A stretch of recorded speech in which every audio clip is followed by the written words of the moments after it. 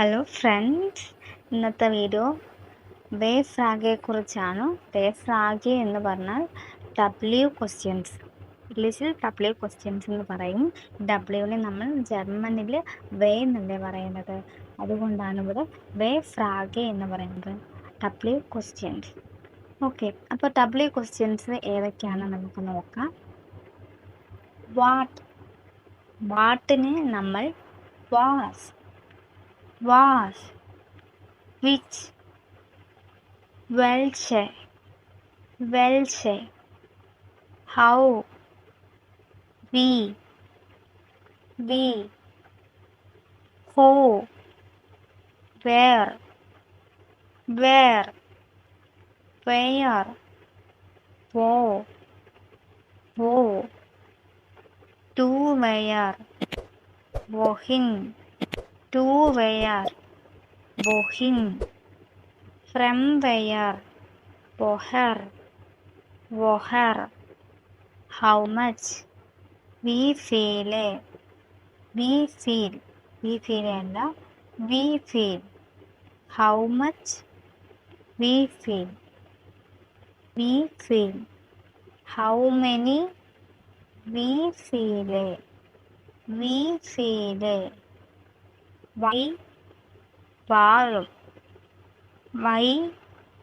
warum, how long, wie lange, how oft, wie oft, since when, seit wann,